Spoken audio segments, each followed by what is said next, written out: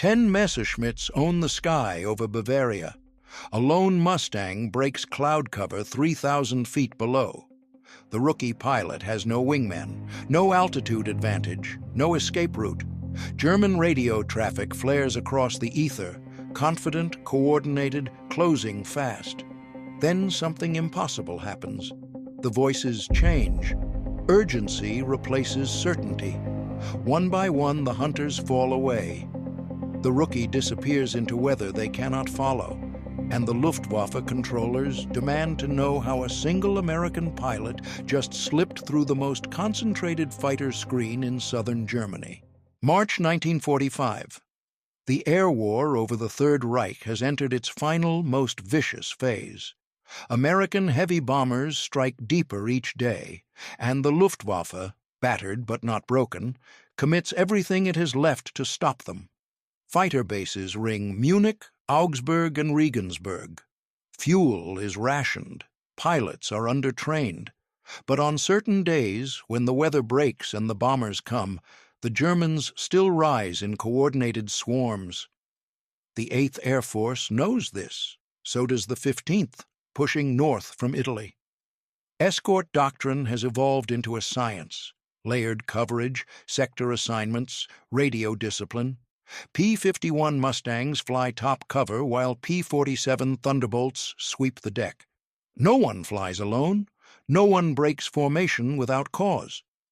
The rules are written in blood, refined over 3 years of trial and catastrophic error. But the rules assume experience. They assume pilots who have logged dozens of missions, who know the weight of combat in their bones, who can read a sky crowded with contrails and count the angles of survival in seconds. The replacement pipeline no longer guarantees that. By early 1945, some fighter pilots arrive at their squadrons with less than 300 hours total flight time. They know how to fly. They do not yet know how to survive. Second Lieutenant William R. Beyer arrives at the 357th Fighter Group in mid-February. 22 years old. Mustang checkout complete. Combat missions flown, 0. His squadron mates brief him over coffee and cigarettes in a Quonset hut that smells of engine oil and wet wool. They tell him what the manuals do not: how to recognize the glint of a canopy in sunlight, how to clear your tail every 8 seconds, how to know when you are already dead and just do not realize it yet. Beyer listens. He asks few questions. He writes nothing down. On March 7th, he flies his first mission, an escort run to an industrial target near Kassel. He stays in formation. He follows lead. He sees nothing but clouds and the aluminum glint of other Mustangs. The mission lasts 4 hours. When he lands, his hands ache from gripping the stick too tightly. No one mentions it. It is normal. The second mission is similar. The third brings flak. Black puffs blooming at 10,000 feet, random and indifferent. Beyer learns what it feels like to flinch inside a cockpit, to trust sheet metal and prayer. On the 4th mission, he sees a Focke-Wulf 190 2 miles out, chasing a crippled B-17. Another Mustang rolls in first. The German breaks away. Beyer never fires a shot. He is learning, but he is still a rookie. The 51st Fighter Group operates under the 15th Air Force, based at Lucena, Italy. Their area of operations includes southern Germany, Austria, and the approaches to the Alps. It is a killing ground. Mountains obscure radar. Clouds stack 15,000 feet deep. German controllers vector their fighters through valleys and over ridges where American formations lose cohesion. The 357th has lost 4 pilots in 2 weeks. None of them had more than 8 missions. On the morning of March 17th, Beyer is assigned to a long-range penetration mission, a bomber escort deep into Bavaria, near the Austrian border. The target is an airfield complex at Neuburg an der Donau. Intelligence reports expect moderate to heavy fighter opposition. The weather forecast calls for broken clouds at 8,000 feet, solid overcast above 12. Visibility poor, icing possible. The briefing officer does not sugarcoat it. The Luftwaffe has been massing fighters in this sector. They are protecting jet bases, supply depots, and the last functional infrastructure of a collapsing regime. The Germans are desperate. That makes them predictable and extremely dangerous. Beyer checks his gear. Parachute straps, Mae West, escape kit, sidearm. He walks to his Mustang in the pre-dawn gray, breath misting in cold Italian air. The crew chief hands him a thumbs up. The engine turns over. Smooth, strong, reliable. 50 gallons of fuel in the fuselage tank. Drop tanks slung under each wing. 6 Browning 50s loaded and charged. He runs through the checklist twice. Everything is green. Takeoff is staggered. 16 Mustangs from his squadron climb into the overcast and form up by radio and stopwatch. They head north, climbing through layers of cloud that swallow the formation in gray silence. At 18,000 feet, they break into sunlight. The sky above is sharp and blue. Below, the cloud deck stretches to every horizon, smooth and white as fresh linen. The bombers are already ahead, silvery B-24 Liberators stacked in tight combat boxes, their contrails spreading behind them like chalk lines on a blackboard. The Mustangs slide into escort positions, high, low, and flanking. Beyer flies in the second element, tucked in close to his flight leader. Radio chatter is minimal. The formation drones north. Somewhere near the Bavarian border, the clouds begin to thin. Patches of dark green earth appear below, forests, fields, the pale thread of a river. Beyer scans the sky. He checks his tail. He watches the other Mustangs for any sudden movement. Everything remains calm. The bomber stream continues north, steady and ominous. Then the call comes. Bandits! Hi! 11 o'clock! If this history matters to you, tap like and subscribe. Before the war, William Beyer had never considered himself exceptional. He grew up in a small Pennsylvania town where the loudest sound was the evening freight train and the brightest future was a job at the mill. His father ran a hardware store. His mother kept a vegetable garden. Life was ordinary, predictable, built on routines that stretched back generations. Beyer was good at school but not brilliant, friendly but not popular. He played baseball in summer and read aviation magazines in winter, dreaming small dreams that felt large enough. When the war began, he was 17, too young to enlist. He watched his older brother leave for the army, watched the town empty of young men, watched the Gold Star flags appear in windows along Main Street. He graduated high school in 1942, and by then the question was not whether to serve, but how. The Army Air Forces offered an answer that felt like destiny. He wanted to fly. The path to a fighter cockpit was long and ruthlessly selective. Beyer enlisted in early 1943. He passed the physical. He passed the aptitude tests. He was sent to basic training, then classification, then pre-flight school. Everywhere he went, men washed out, too slow, too reckless, too unable to handle the pressure of formation flying or the physics of high-speed combat. Beyer survived each cut, not because he was the best, but because he was consistent. He followed instructions. He learned from mistakes. He did not panic. Primary flight training came in Texas, open cockpit biplanes and endless pattern work. He soloed after 8 hours. His instructor said he had good hands, smooth on the controls, no wasted motion. Basic training moved him to more powerful aircraft. He learned instruments, navigation, night flying. He learned what it felt like to push an airplane to its edge and pull it back before something broke. Advanced training brought him to the P-40 Warhawk, his first fighter. Heavy, aggressive, unforgiving of error. He learned to shoot, to dive, to recover from spins and stalls and simulated combat. He graduated in late 1944 with silver wings and a second lieutenant's commission. Then came the Mustang. The P-51 was faster, lighter, and more responsive than anything he had flown.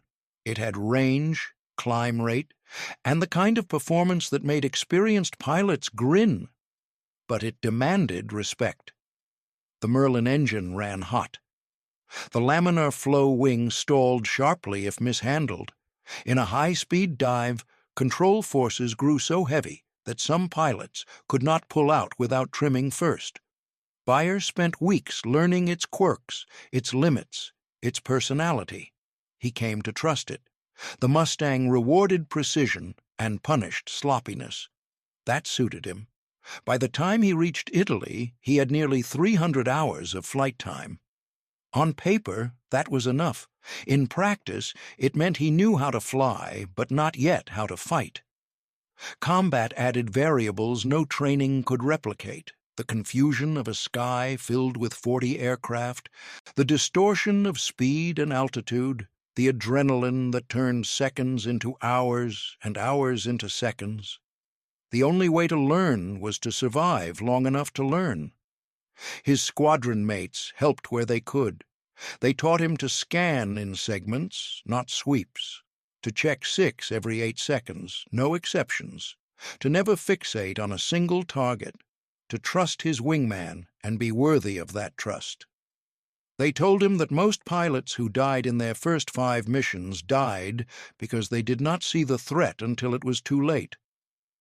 Situational awareness, they said, mattered more than gunnery. You could miss every shot and still come home. You could not come home if you were dead. Beyer absorbed it all. He did not talk much.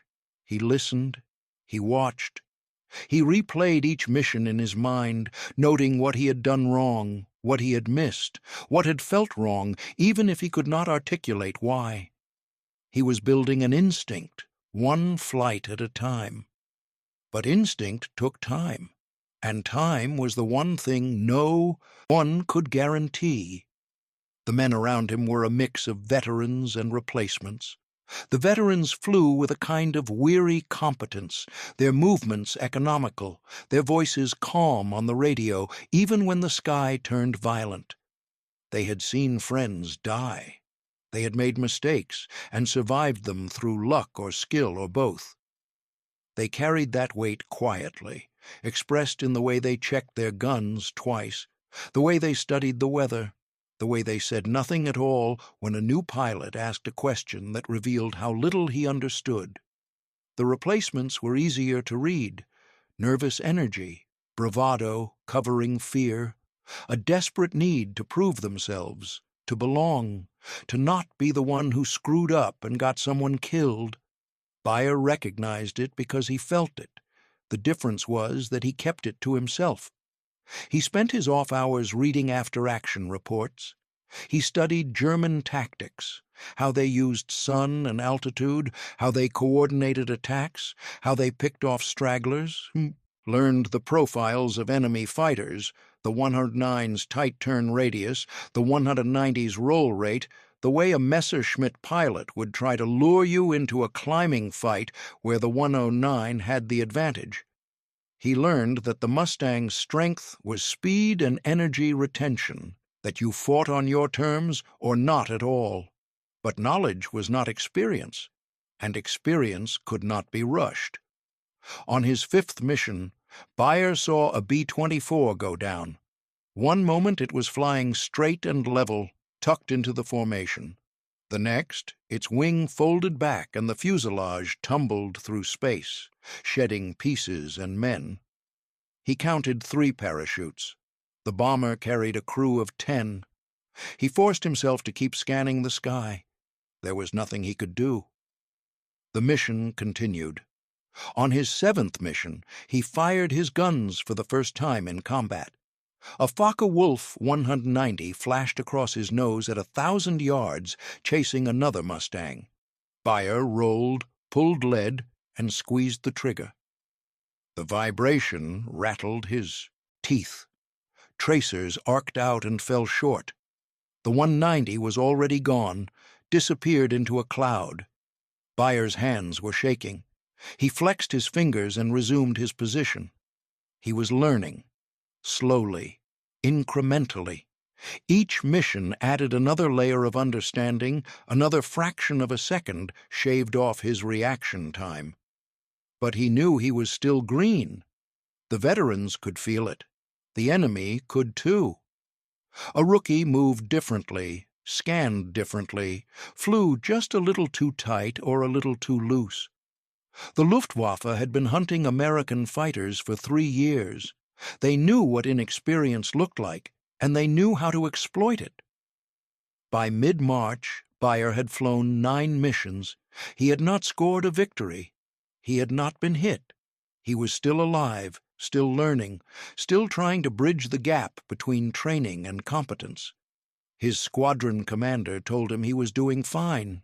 His flight leader said to keep his head on a swivel. No one told him he was ready. No one had to. He would find out soon enough. The problem was not courage. The problem was mathematics. By the spring of 1945, the Luftwaffe could no longer contest American air superiority in any sustained, meaningful way. Fuel shortages grounded entire wings. Pilot training programs had collapsed into rushed cycles that sent teenagers into combat with barely enough hours to find the airfield, let alone fight. The industrial infrastructure that had once produced Messerschmitts and Focke-Wulfs by the thousands now struggled to deliver dozens. The war was lost, and everyone knew it. But knowing a war is lost and surrendering are not the same thing. The Luftwaffe had orders to defend the Reich, to bleed the bombers, to protect what remained of German infrastructure for as long as possible. Those orders produced a grim logic. Concentrate whatever fighters were still operational, mass them at key choke points, and throw them at the American formations in coordinated waves. Trade losses for time, trade pilots for bombers. Make the Americans pay for every mile. It was a strategy of desperation. It was also effective. American bomber losses had declined sharply since the dark days of 1943, when unescorted raids were slaughtered over Schweinfurt and Regensburg. The introduction of long-range escort fighters, P-47s, P-38s, and especially the P-51 Mustang, changed the equation. By 1945, bombers rarely flew without fighter cover from takeoff to target and back. Losses dropped. Confidence grew. The Air Force planned missions that would have been suicidal 2 years earlier. But escort duty was not simple. Fighters had to balance 2 conflicting priorities: stay close to the bombers to fend off attacks, or range ahead to intercept enemy fighters before they could dive on the formation. Stay too close and you surrendered the initiative. Range too far and you left gaps the Germans could exploit. The doctrine called for layered coverage, with some fighters flying high, some low, and some weaving back and forth along the bomber stream. It worked, most of the time. When it failed catastrophically. The Germans had learned to watch for gaps. They tracked American formations from the moment they crossed the coast, using radar, ground observers, and radio intercepts to predict routes and timing. They positioned their fighters along likely approach corridors, waiting in loose formations at high altitude, invisible against the glare of the sun. When the opportunity came, when an escort group rotated out to refuel, when cloud cover disrupted cohesion, when a single flight drifted just a little too far from the main formation, they struck. Hard, fast, concentrated. The tactics were brutally efficient. A swarm of 4 Messerschmitts would dive out of the sun, pick a straggler or a damaged bomber, make one high-speed pass, and climb back into altitude before the escorts could react.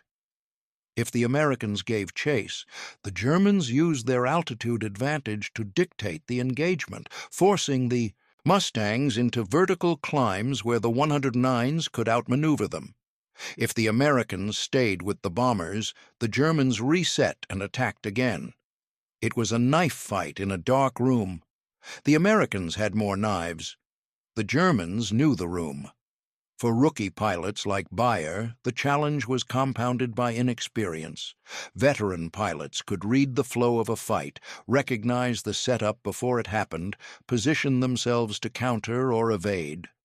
Rookies saw chaos. By the time they understood what was happening, the Germans were already inside their decision loop. Reaction times that felt fast on the ground became sluggish at 400 miles per hour and 20,000 feet. Mistakes compounded. A momentary fixation on one target meant missing another. A delayed roll meant losing angle. A missed radio call meant separation from the flight. And separation meant death. The 8th Air Force had studied the problem extensively. Training programs emphasized mutual support, radio, discipline, and situational awareness. Doctrine stressed that a two-ship element was the minimum survivable unit. Never fly alone, never lose sight of your wingman, never chase a single target out of the fight. The rules were clear. The logic was sound. But rules required enforcement, and enforcement required experience. A rookie might know the doctrine, but in the heat of combat, when the sky was full of smoke and metal, when tracers stitched past the canopy, when every instinct screamed to act now, knowledge became slippery. Training gave way to reflex, and reflex, for a pilot with less than 10 missions, was often wrong. The veterans knew this. They compensated by keeping rookies close, by calling out threats before the rookies saw them, by positioning themselves to cover mistakes. It worked, mostly, but it added cognitive load. Every rookie in a formation was a potential liability, a weak point the enemy could exploit. The veterans accepted this because they had no choice. The replacement pipeline kept flowing. The missions kept launching. There were not enough experienced pilots to fly every sortie, so the rookies flew, and some of them learned fast enough to survive, but not all of them. On March 17th, the weather over southern Germany added another layer of complexity. The forecast had called for broken clouds, but the reality was worse. Solid overcast blanketed the region from 8,000 feet to well above 15,000. Visibility dropped to near zero inside the clouds.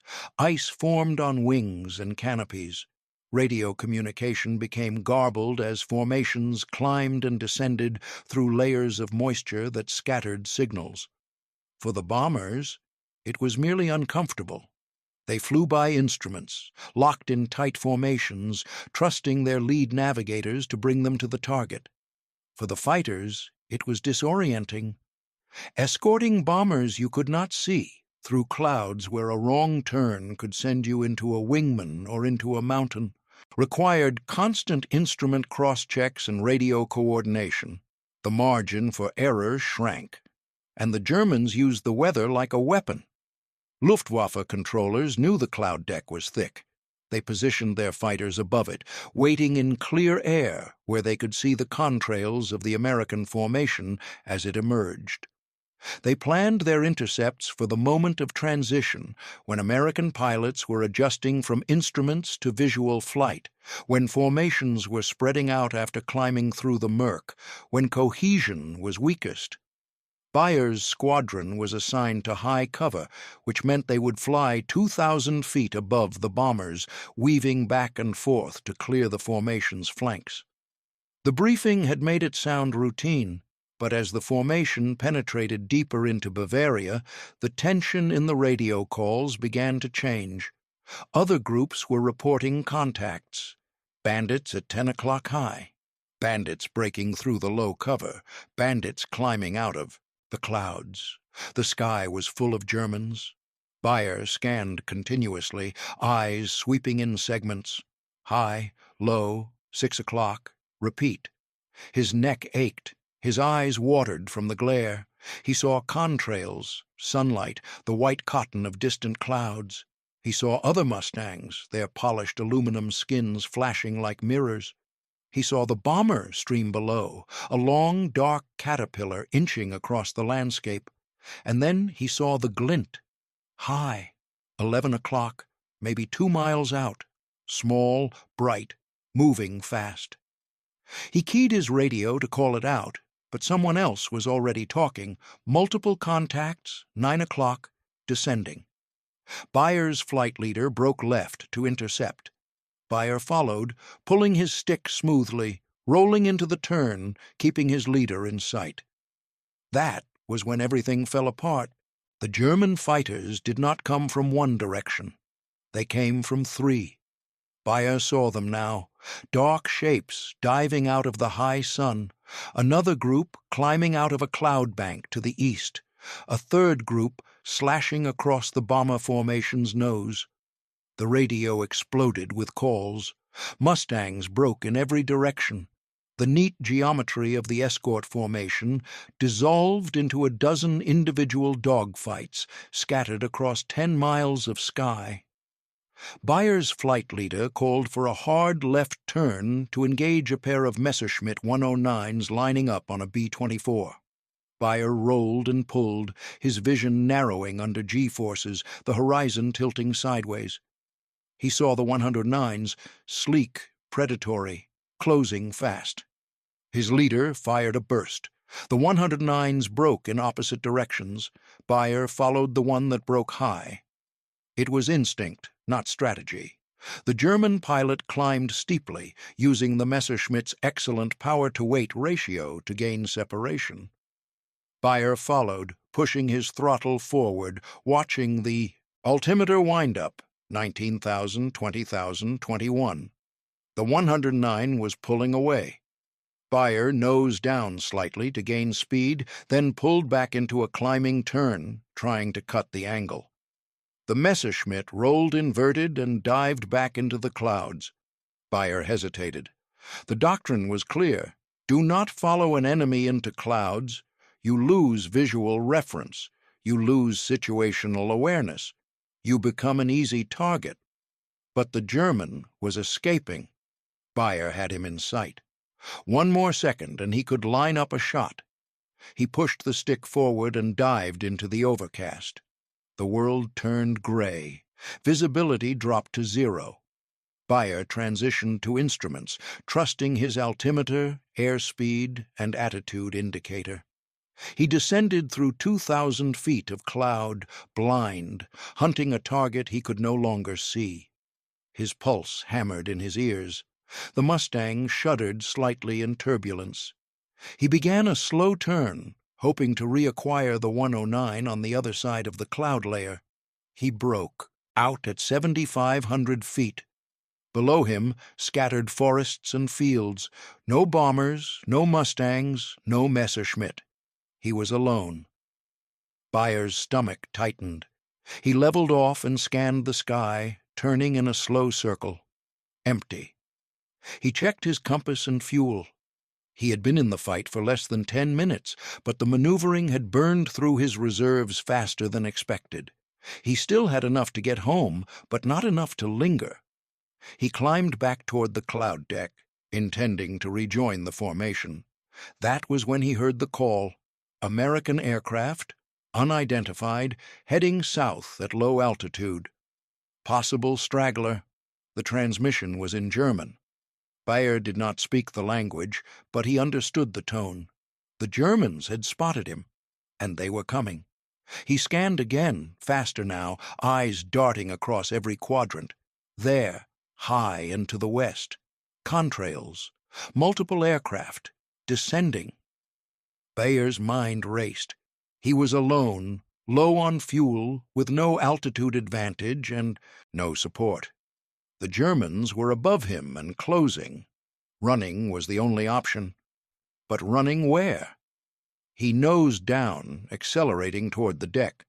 The Mustang responded smoothly, speed building quickly. 200 knots, 250, 300. The ground rose up to meet him, fields, roads, a village flashing past beneath his wings. He leveled off at 500 feet, hedge-hopping, using terrain to mask his position. Behind him, the contrails followed. The Luftwaffe fighters did not dive immediately. They spread out, forming a loose net, trying to box him in. Beyer counted the contrails as best he could. 8, maybe 10. All of them faster and higher, all of them coordinating.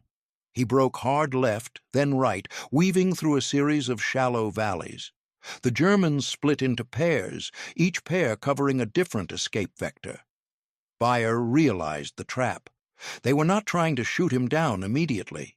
They were herding him, forcing him into a kill zone where one of them would have a clean shot.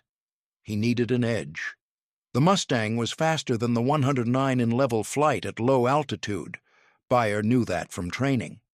If he could extend, build enough speed to pull away, he might outrun them long enough to disappear. But extending required straight flight, and straight flight gave them an easy deflection shot. He had to make them commit. Beyer spotted a ridgeline ahead, tree-covered and steep. He aimed for it, holding his course, letting the Germans close. The lead pair of Messerschmitts descended, lining up for a high-side pass. Beyer waited. His airspeed climbed past 350. The ridge loomed closer. At the last instant, he pulled up and over, cresting the ridge with less than 100 feet of clearance.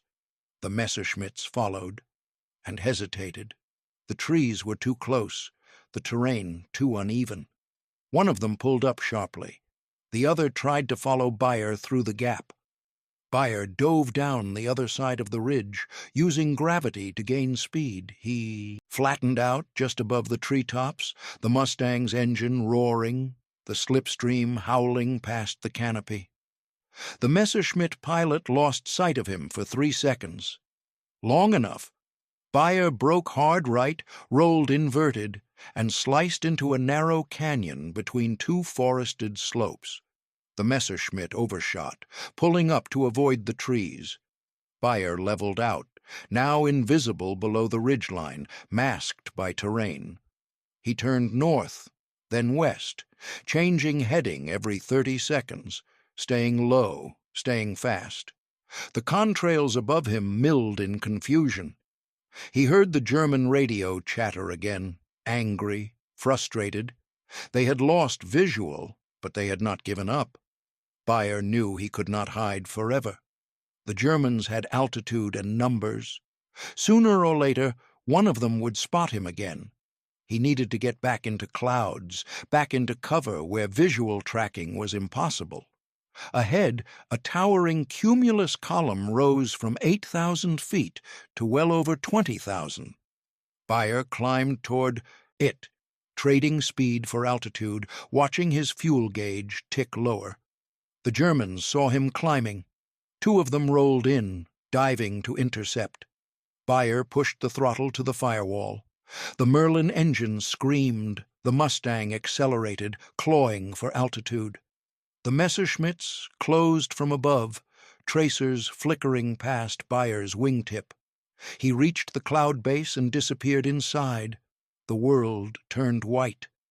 Beyer flew on instruments, heart pounding, climbing blind through the murk. The Germans did not follow this time. They circled the cloud, waiting for him to emerge. But Beyer did not emerge. He leveled off inside the overcast at 12,000 feet, throttled back to conserve fuel, and turned west. He flew by compass and clock, counting minutes, estimating distance. The clouds hid him completely. The Germans' voices faded from the radio, replaced by static and distant American calls. 10 minutes later, he broke out of the western edge of the cloud bank. Below him, the Alps. Behind him, empty sky. He was clear. Beyer did not relax. He checked his fuel, enough to reach friendly territory, barely. He checked his engine temps, high but within limits. He checked his instruments, his radio, his position. He was alive. He was alone. And he had just done something no one had told him was possible. He had slipped through 10 German fighters and survived. The fuel gauge read 60 gallons. Beyer calculated distance, airspeed, and consumption rate in his head. If he climbed, he would save fuel. If he stayed low, he would remain hidden. He split the difference, leveling off at 8,500 feet and leaning the mixture as much as he dared. The Mustang flew smoothly, its engine settling into a steady drone. The sky was empty now. No contrails, no flak, no bombers. Just open air and the jagged white line of the Alps stretching along the southern horizon. Beyer followed his compass west, heading for the Italian coast. His hands were still shaking. He replayed the fight in his mind, analyzing every decision, every turn. He had made mistakes. Following that first Messerschmitt into the clouds was a violation of doctrine. Separating from his flight was another. But he had also made choices that worked, using terrain, changing heading unpredictably, exploiting the Mustang's speed at low altitude. He had survived not because he was skilled, but because he had refused to do what the Germans expected. The enemy fighters had operated as a coordinated unit, spreading out to cover his escape routes, communicating by radio, herding him toward a kill zone. It was textbook Luftwaffe doctrine, what the intelligence briefs called the swarm tactic. Each pair of fighters supported the other, covering blind spots, maintaining energy advantage. It should have worked. Against a rookie pilot flying alone, it should have been decisive. But Beyer had done something they did not anticipate. He had gone low. Lower than the Germans wanted to follow, lower than their controllers expected, into terrain where altitude was a liability and speed was survival. He had traded altitude for concealment, energy for unpredictability. And when he needed altitude back, he had used the weather, those towering clouds the mission briefers had warned about, as cover. The Germans had the numbers. Beyer had the initiative. It was not a tactic. It was improvisation born from desperation. But it worked. Beyer thought about the radio calls he had heard, the German voices snapping orders and reporting positions. He did not speak the language, but the tone told him everything. Confidence at first, then irritation, then something close to disbelief. A lone American fighter, outnumbered 10-1, had refused to be pinned down, had refused to fight on their terms, had simply disappeared. It bothered them. He could hear it in their voices. The realization gave him a flicker of satisfaction, quickly buried under exhaustion. He still had to get home. The fuel gauge continued its slow descent. Beyer adjusted his course slightly, aiming for the most direct route across the mountains. He would cross the front lines somewhere near the Brenner Pass, then follow the valleys down into northern Italy. If his calculations were correct, he would have 15 minutes of fuel to spare. If they were wrong, he would dead stick into a field and hope. The partisans found him before the Germans did. The minutes dragged. The landscape below shifted from forests to rocky slopes to snow-covered peaks. Beyer scanned constantly, watching for fighters, for flak, for any sign of threat. The sky remained empty. The war felt distant, unreal, as if he had flown beyond its borders into some neutral space where only altitude and fuel and navigation mattered. He crossed the Alps at 9,200 feet, threading between two ridges, the Mustang's shadow flickering across snowfields below. On the southern side, the terrain softened into green valleys and winding rivers. Beyer descended gradually, easing the Mustang down to 4,000 feet. The engine temperatures dropped. His breathing slowed. Ahead, a cluster of buildings appeared. An airfield, American markings visible on the runway. Beyer checked his fuel. 20 gallons. Enough.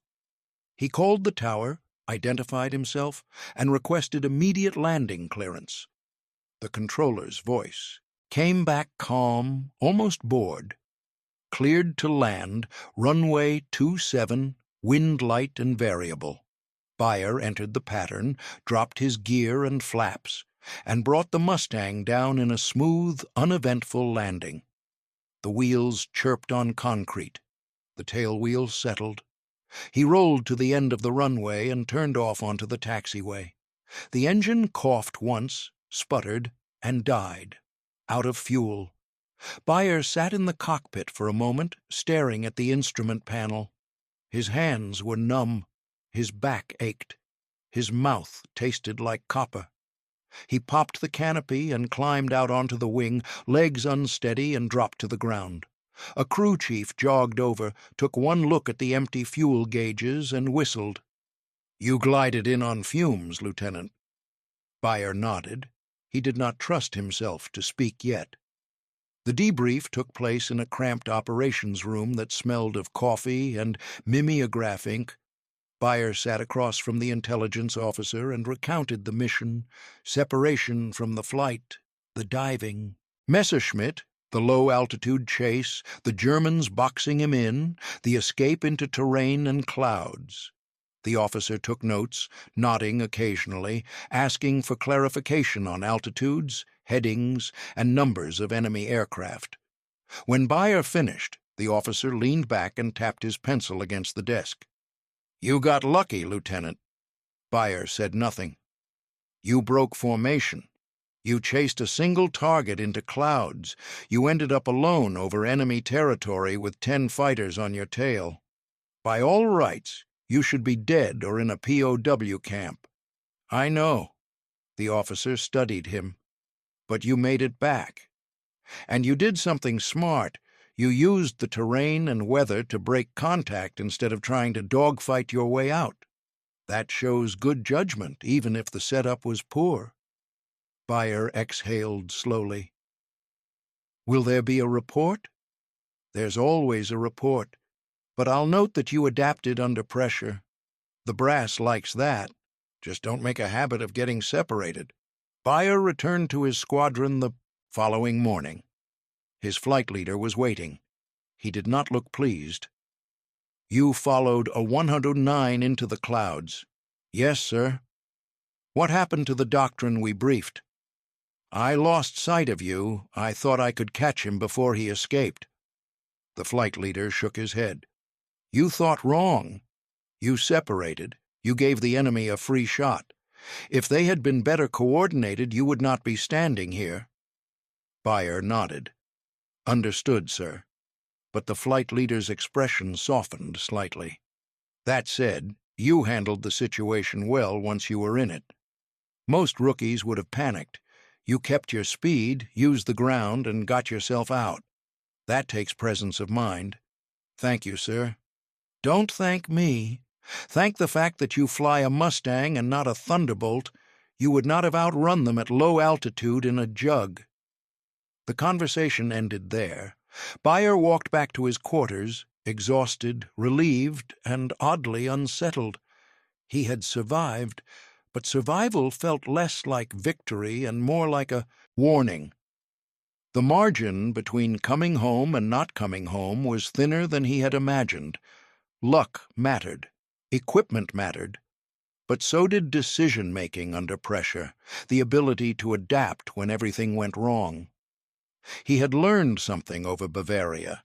He did not have a name for it yet, but he knew it would matter again. The intelligence reports filtered back through channels slowly, pieced together from mission debriefs, radio intercepts, and German communications captured by signals intelligence units. By late March, analysts at 15th Air Force Headquarters had compiled a clearer picture of Luftwaffe tactics over southern Germany. The picture was troubling. The Germans had refined their interception doctrine into something ruthlessly efficient. They no longer attempted to contest American air superiority in broad daylight slugging matches. Instead, they concentrated their remaining fighters at key geographic choke points: mountain passes, river valleys, approach corridors to high-value targets, and used the terrain and weather to ambush isolated elements of American formations. The tactic relied on patience, coordination, and exploiting any moment of disorder. It worked. In the first 3 weeks of March, the 15th Air Force lost 14 fighters over Bavaria and Austria, most of them separated from their flights, most of them flown by pilots with fewer than 15 missions. The loss rate was not catastrophic, but it was rising. And it was preventable. The answer was not more fighters or better aircraft. American equipment was already superior in nearly every measurable category. The P-51 Mustang outperformed the Messerschmitt 109 in speed, range, and firepower. The issue was tactical: how to maintain cohesion in bad weather, how to prevent separation, how to ensure that rookie pilots understood the cost of chasing a single target into the unknown. Flight leaders began emphasizing terrain awareness in their briefings. Pilots were reminded that altitude was life, but terrain could be used defensively if altitude was lost. The goal was not to teach pilots to dogfight at treetop level, that was desperation, not doctrine, but to ensure they understood that survival sometimes required unconventional choices. If you were low, alone, and outnumbered, you did not dogfight. You ran, and you ran smart. Beyer's debrief contributed to that shift. His escape was analyzed, broken down into principles that could be taught. Use terrain to mask your position. Change heading frequently to deny tracking solutions. Exploit weather, clouds, fog, low visibility, as cover when visual combat became untenable. Maintain speed above all else. Do not try to outmaneuver a more agile aircraft. Outlast it by forcing errors. None of it was revolutionary, but it was specific, grounded in a real example, and it gave rookie pilots a mental framework for a situation that training did not adequately simulate. You could practice formation flying. You could practice gunnery. You could not practice being hunted by 10 enemy fighters in unfamiliar terrain with no support and no altitude, but you could learn from someone who had survived it. By early April, the lessons were being disseminated to fighter groups across Italy. Flight leaders incorporated them into mission briefs. Pilots discussed them over evening card games and pre-flight walk-arounds. The changes were incremental, undramatic, woven into the daily routine of combat operations. But they mattered. Fighter losses over Bavaria declined. Not dramatically. Combat remained lethal, and the Luftwaffe still had skilled pilots and effective tactics. But fewer American pilots were dying from avoidable mistakes. Fewer were chasing single targets into bad situations. Fewer were separating from their flights and finding themselves alone over enemy territory. The numbers shifted just enough to notice. Beyer flew 16 more missions before the war in Europe ended. He scored 2 confirmed victories: a Messerschmitt 109 damaged on April 2nd and a Focke-Wulf 190 destroyed on April 21st. Neither engagement was dramatic. Both were quick, professional, and forgettable to everyone except the men involved. Beyer did not talk about them. He did not seek recognition. He simply flew, completed his missions, and returned. He was no longer a rookie. The transition had no clear boundary, no ceremony. It happened in the accumulation of small competencies: knowing when to break without being told, reading the rhythm of a fight before it developed, trusting his instincts because his instincts were now built on experience. By May, younger pilots were asking him questions. He answered them the same way the veterans had answered his: clearly, without embellishment, with a focus on what worked. The war ended on May 8th. Beyer was in Italy, sitting on the wing of his Mustang, when the announcement came over the loudspeakers. Men cheered, fired flare guns into the sky, opened bottles they had been saving. Beyer smiled, shook hands, accepted congratulations. But the relief he felt was quieter than he expected. He had survived. That was enough. He returned to the States in June, processed out of the Army Air Forces in July, and went home to Pennsylvania. He did not talk much about the war. When people asked, he said he had flown fighters in Italy. When they pressed for details, he deflected. The specifics felt too complicated to explain, too bound up in fear and adrenaline and decisions made in seconds that could not be translated into words over dinner. He went to college on the GI Bill, studied engineering, married a woman he met in a library, and built a quiet, unremarkable life. He worked for a manufacturing firm, raised 2 children, and retired at 65. He attended a few reunions with his squadron, exchanged Christmas cards with men whose names had once been shouted over radio frequencies in the midst of chaos. But mostly he moved forward. Decades later, a military historian researching 15th Air Force operations found a brief mention of Beyer's mission in a declassified intelligence summary.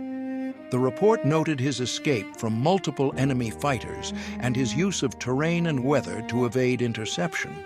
It included a recommendation that his debrief be circulated for training purposes. A footnote indicated that several subsequent mission briefings incorporated elements of his account. The historian tracked Beyer down through veterans' records. He was 81 years old, living in a retirement community in central Pennsylvania. The historian called, explained his research, and asked if Beyer would be willing to discuss the March 17th mission. Beyer agreed. They met in a quiet room with large windows overlooking a landscaped courtyard. Beyer's hands were spotted with age, his voice steady but soft. The historian asked him to recount the mission, and Beyer did, haltingly at first, then with more detail as the memories returned. He remembered the clouds, the Messerschmitt diving into the overcast, the moment he realized he was alone. He remembered the German radio calls, the contrails above him, the narrow canyon he had used to break line of sight. The historian asked if he had been afraid. Beyer thought for a moment. Yes, but not the way you might think. I was too busy to panic. Fear came later after I landed. In the moment, it was just problem-solving, fuel, speed, terrain, heading, one decision after another. The historian asked if he thought his actions had made a difference. Beyer shrugged. I came home. That was the difference. If my debrief helped someone else come home, then yes, I suppose it mattered. They talked for another hour. Beyer described the Mustang's handling characteristics, the weather over Bavaria, the way the German fighters coordinated their attacks. He spoke with precision, his memory sharp on technical details, vaguer on emotions. When the historian thanked him and prepared to leave, Beyer stopped him. There is something I want to say. The historian waited. Beyer looked out the window, choosing his words carefully. People think war is about heroism. It is not. It is about young men trying not to die while doing a job no one should have to do. I was not brave. I was scared and stubborn. I survived because my airplane was good, my training was adequate, and I got lucky. That is all. The historian nodded. But you adapted. You made decisions under pressure. That counts for something. Beyer smiled faintly. Maybe, but the men who did not come home made decisions too. They were just as smart, just as trained. The difference was inches and seconds. I do not want to be remembered as someone special. I want people to understand that war is random, brutal, and wasteful, and that survival is not a validation. It is just survival. The interview ended. The historian included Beyer's account in a book published 3 years later, a detailed study of air, combat tactics in the final months of the European War. Beyer received a copy. He read it once, then placed it on a shelf and did not open it again. He died in 2003 at the age of 86. His obituary mentioned his service as a fighter pilot in World War II, but gave no details. A small funeral was held. His children spoke about his kindness, his work ethic, his love of crossword puzzles. No one mentioned the mission over Bavaria. No one recounted the chase, the clouds, the moment he disappeared from the German fighter's view. But the lessons endured. Training manuals written in the decades after the war incorporated principles refined from debriefs like his: terrain masking, speed management, weather exploitation. Fighter pilots in Korea, Vietnam, and beyond learned tactics that had roots in the improvised decisions of men like Beyer, who had faced impossible odds and survived by thinking faster than the enemy could react.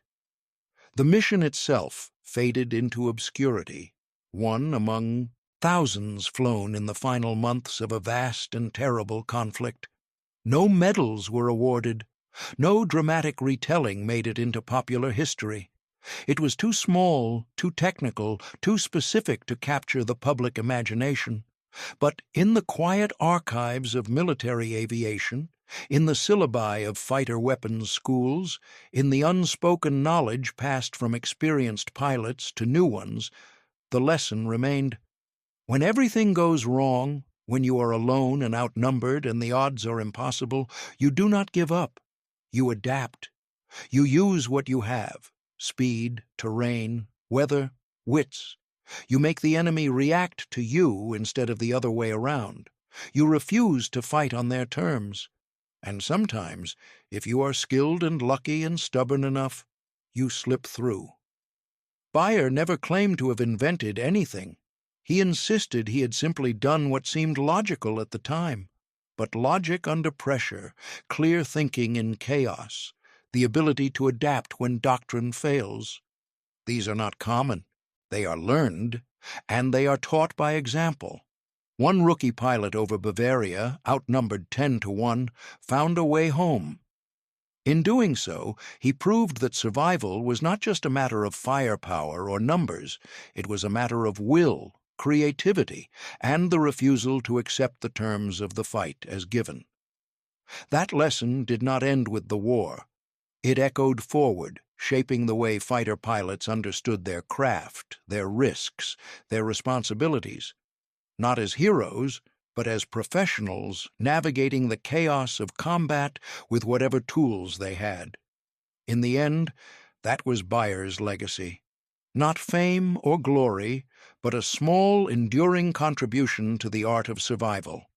A reminder that in the worst moments, when the sky is full of enemies and the fuel gauge reads empty, the mind remains the sharpest weapon.